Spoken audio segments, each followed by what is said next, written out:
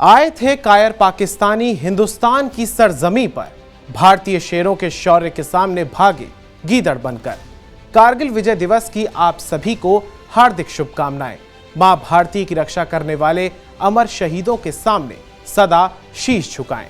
नमस्कार, मैं हूं स्वप्निल वर्मा और आप सभी देख रहे हैं TV9 पंजाब, हिमाचल, हरियाणा, जम्मू कश्मीर। आज तारीख है 26 जुलाई 2023 और आज से ठीक 24 बरस पहले पूरी दुनिया ने भारतीय सेनाओं के अदम्य साहस, पराक्रम, शौर्य और बलिदान को देखा था। दुनिया ने देखा था कि कैसे हिंदुस्तान अपने किसी भी पड़ोसी की 1 इंच जमीन पर भी कब्जा नहीं करना चाहता।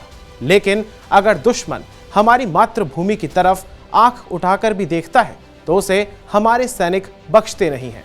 1947, 1965 और 1971 में बुरी तरह से परास्त होने के बावजूद पाकिस्तान अपनी नापाक हरकतों से बाज नहीं आ पा रहा था।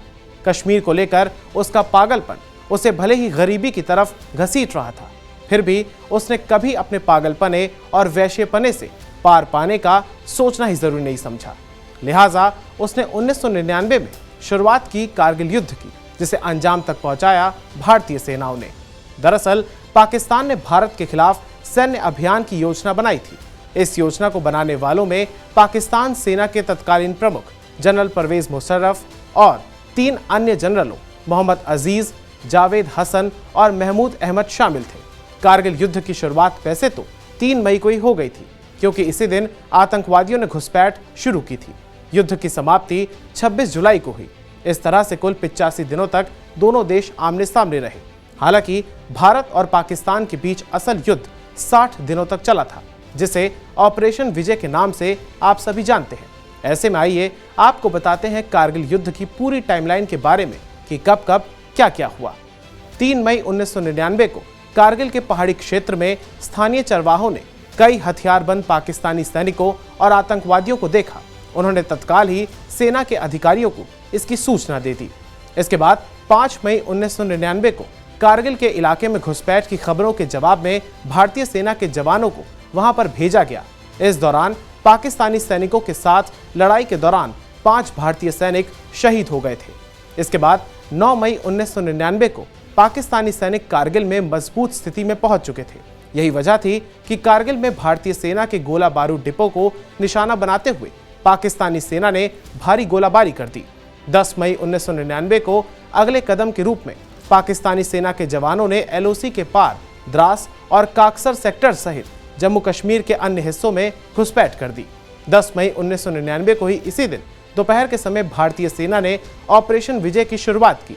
घुसपैठ की कोशिशों को रोकने के लिए कश्मीर घाटी से अधिक संख्या में सैनिकों को कारगिल जिले में ले जाया गया। वहीं पाकिस्तानी सेना ने भारत पर हमला करने से इनकार कर दिया था। इसके बाद 26 मई 1999 को भारतीय वायुसेना ने भी जवाबी कार्रवाई के तहत हवाई हमले शुरू कर दिए। इन हवाई हमलों में कई पाकिस्तानी घुसपैठियों का सफाया कर दिया गया था।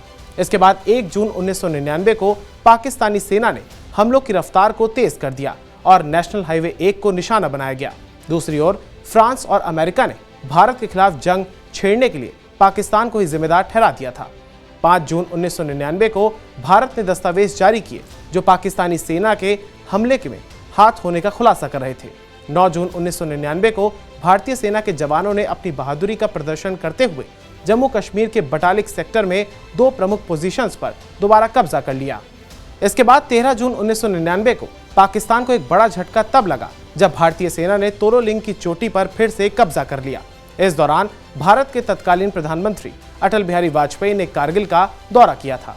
20 जून 1999 को भारतीय सेना ने टाइगर हिल के पास महत्वपूर्ण ठिकानों पर फिर से कब्जा कर लिया। 4 जुलाई 1999 को भारतीय सेना ने टाइगर हिल पर कब्जा किया। इसके बाद 5 जुलाई 1999 को पाकिस्तान के प्रधानमंत्री ने अंतर्राष्ट्रीय दबाव के बाद कारगिल से पाकिस्तानी सेना के वापस लौटने का ऐलान कर दिया। 12 जुलाई 1999 को पाकिस्तानी सैनिकों को पीछे हटने के लिए मजबूर किया गया।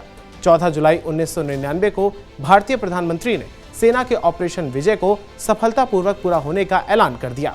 इसके बाद 26 जुलाई 1999 को पाकिस्तानी सेना के कब्जे वाले सभी पोजीशंस को एक बार फिर से अपने नियंत्रण में लेकर भारत इस युद्ध में विजयी हुआ। कारगिल युद्ध 2 महीने 3 हफ्ते से अधिक तक चल गया था और आखिरकार आज ही के दिन ये खत्म हुआ था। इस युद्ध में अपनी मातृभूमि की रक्षा करते हुए 500 से अधिक भारतीय सैनिकों ने अपने प्राणों की आहुति दी थी। वहीं युद्ध के दौरान 3000 से अधिक पाकिस्तानी सैनिक और आतंकवादियों को भी मार गिराया गया था। इस युद्ध के बाद भारतीय सैनिकों ने दिखा दिया था कि जब तक शत्रु जिंदा होता है तब तक उसे दुश्मनी भी जिंदा रहती है। जब वो मारा जाता है तो जिस मुल्क का वो होता है उसके साथ वो दुश्मनी भी खत्म हो जाती है। तब भारतीय सैनिक ने इस्लामिक रीति रिवाजों के तहत ही पाकिस्तानी सैनिकों और घुसपैठियों का अंतिम संस्कार भी किया था।